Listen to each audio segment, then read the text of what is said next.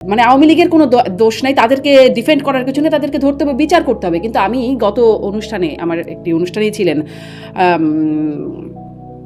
মোহাম্মদ আরাফাত, সাবেক তথ্য প্রতিমন্ত্রী। তিনি বলছিলেন, এই পাচার নিয়ে তার সাথে অনেক কথা হচ্ছিল, তিনি বলছিলেন, আমি এসালাম প্রসঙ্গে জিজ্ঞাসা করছিলাম, বলছিলেন ফুলিয়ে ফাঁপিয়ে আসলে এই বিষয়গুলোকে বলা হয় এবং আমরা সবাই টাকা পাচার করেছি যারা আমরা দেশের বাইরে এসেছি, 2 টাকা 5 টাকা করে পাচার করে করে একটা অনেক বড় অঙ্কের, সেভাবেই 1 লক্ষ 2 লক্ষ কোটি টাকা, মানে লক্ষ লক্ষ কোটি টাকা পাচার হয়ে যাচ্ছে। মানে আপনি যেটা বলছিলেন যে তাদেরকে আলাদা করতে হবে, প্রশ্রয় না পেলে, সরকারে আছেন আপনারা, প্রশ্রয় না পেলে কিভাবে এভাবে লক্ষ কোটি টাকা পাচার হয়? নাকি আপনারা এটা মানতেই রাজি না যে পাচার হয়েছে এত টাকা, যেটি মোহাম্মদ আরাফাত বলছিলেন? আচ্ছা, আপনি কি বললেন যে বিদেশে যারা অভিবাসন করেছে তারা টাকা পাচার করেছে, এরকম কোনো কথা বলেছেন? হ্যাঁ, আমরা 2 4 5 টাকা করে পাচার করতে করতে, উনি বলছেন আমি নিজেও পাচার করেছি, যেহেতু আমি বিদেশে থাকি, হয়তো 2 টাকা পাচার হলেও করেছি, সেরকম উনি অভিযোগ দিচ্ছিলেন। 2 4 5 টাকা করে পাচার করতে করতে এরকম অনেক টাকা পাচার হয়েছে। আচ্ছা শুনেন, আপনি আমার কথাগুলো একটু শুনেন, আপনি আশা করি ইন্টারাপ্ট করবেন, এটা খুব সেন্সিটিভ একটা ইস্যু, তো আমি একটু আমার মতো করে বলি। হ্যাঁ, আপনি একজন উচ্চ শিক্ষিত মানুষ, একজন দক্ষ মানুষ, আপনার জীবনে অনেক অ্যাকমপ্লিশমেন্ট আছে। আমি ব্যক্তিগতভাবে কিন্তু আই এম ইয়োর ফ্যান, এবং হাজারো মানুষ আপনার ফ্যান আছে। You do a wonderful job. এবং এই যে আপনি আমাকে প্রশ্ন করছেন, আমি কিন্তু, আপনি আমাকে ঘামিয়ে দিচ্ছেন, this is a great skill. বহু লোক আমার সাথে কথা বলে আমাকে ইয়ে করতে পারে না, সেই জায়গা থেকে বলতেছি, আপনার জার্নালিস্টিক স্কিল ব্যবহার করে যদি এখন ধরেন আপনি কানাডায় একটা ইমিগ্রেশন করার সুযোগ পান, অভিবাসনের সুযোগ পান, বা মার্কিন যুক্তরাষ্ট্রে যদি আপনি সুযোগ পান, আমি বলছি কথা, এবং আপনি চলে গেলেন, তাই না? এটা তো পাপ না, আপনি আমেরিকা চলে গেলেন। আচ্ছা, তো এখন বছরে আমার বাংলাদেশ ব্যাংকের নীতি হচ্ছে $12,000 বেশি আপনি নিতে পারবেন না। এটা নীতি, নিয়ম। অবশ্যই $12,001 নিলেও কিন্তু আপনি আইনের চোখে কাগজে কলমে দোষী হয়ে গেলেন। সেই জায়গায় তো আরাফাত সাহেব নিশ্চয়ই হয়তো বা সঠিক। কিন্তু ভাই, আপনার বাবা মা আপনাকে সম্পদ দিয়ে গেছেন, আপনি তো আর বাংলাদেশে থাকবেন না, you have already left Bangladesh.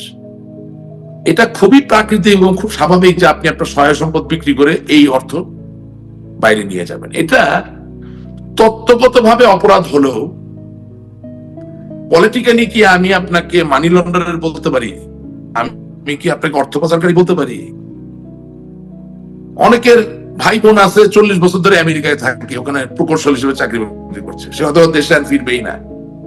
তো তাইলে তার বাবা মা তাকে যে সম্পদ দিয়ে গেল, এগুলো উদাহরণ দিচ্ছি, সেই সম্পদের উপরে তো ওই ভাই বা বোনের যে অন্য সন্তানরা আসছে, ভবিষ্যৎ প্রজন্ম, তাদের অধিকার আছে। সুতরাং এটা লিকুইডেট হবে, এখান থেকে অর্থ ওখানে চলে যাবে, এটা স্বাভাবিক। কাগজে আপনি তারা সাজা দিতে পারেন, তর্ক বিতর্ক করার জন্য তাকেও আপনি অন্যতম একজন অর্থ পাচারকারী বলতে পারেন, কিন্তু পলিটিক্যালি এবং নৈতিকভাবে কি সে আসলে পাচারকারী? একদমই না। তাইলে আমার জায়গাটা তো সহজ। আপনি S Alam, D Alam, Z Alam, N Alam কত টাকা পাচার করছে, আমি তো অ্যাকাউন্টেন্ট না, সেটা আমি হিসাব করতে যাব না। কিন্তু আমি আওয়ামী লীগ একজন কর্মী হিসেবে বলবো, উনি অর্থ পাচারকারী হলেন, বিচার করতে হবে। এই জায়গাটা কেন বলতে পারবো না?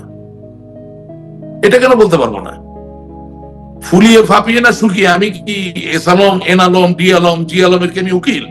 এটা ফুলানো ফাঁপানো বলা কি আমার কাজ? ইফ সামবডি ইজ এ পারপিট্রেটর, তার বিচার হবে, তার সাজা হবে, এটা বলতে পারেই তো একজন রাজনৈতিক কর্মী বা নেতার সত্যিকার শক্তি।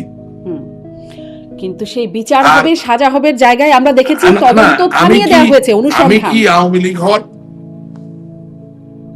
না? আচ্ছা, ওটা যাচ্ছি, আপনি সব পাবেন ভাই, আপনি একটু ধৈর্য ধরতে হবে। আমি আওয়ামী লীগ করি, আওয়ামী লীগ করার শপথ নিয়েছি, আমি তো এস আলমের হওয়ার শপথ নেই। আর এস আলম বা ডি আলম বা এন আলম বা আমি এগুলো অনেকগুলো বলছি, কেন অনেকে আছে, একান্ত অনেকে আছে, আমি তো সবার নাম জানি না, মুখস্থ নাই। তারাও কি আওয়ামী লীগ হওয়ার শপথ নিয়েছে যে আমি এই দায় আমার ঘাড়ে নিতে যাব? আপনি কি মনে করেন যে 5ই আগস্টের পরে বাংলাদেশ আওয়ামী লীগের যে নেতা কর্মীরা জবাই হয়েছে, হত্যার শিকার হয়েছে, অবর্ণনীয় নৃশংস অত্যাচার নির্যাতনের শিকার হয়েছেন, তাদের পাশে কোন আলম, কোন সাহেব, কোন চৌধুরী, কোন রহমান 1 টাকা 2 টাকা দিয়ে সাহায্যের হাত বাড়িয়েছে যে আমি তার জন্য ফরিয়াদ করতে নামবো, তার জন্য ওকালতি করতে নামবো? এমনকি যে শত শত উল্লেখযোগ্য নেতারা আজকে বিপদগ্রস্ত অবস্থায় আছেন, বাংলাদেশের বাইরে, বাংলাদেশের ভিতরে, বিভিন্ন জায়গায়, তাদেরকেও সহযোগিতা করার জন্য তাদের কি কোনো কি আছে যে আমি তার ওকালতি নিচ্ছি? This is absurd, this is absolutely absurd. এটা হতে পারে না। আওয়ামী লীগ একটি স্বতন্ত্র ধারা, একটি অদমনীয় ধারা। আওয়ামী লীগ 70 বছরের উপর সময় ধরে বাংলাদেশের মানুষের পাশে দাঁড়িয়ে আছে সংগ্রামে, আন্দোলনে, প্রত্যেকটা মুহূর্তে।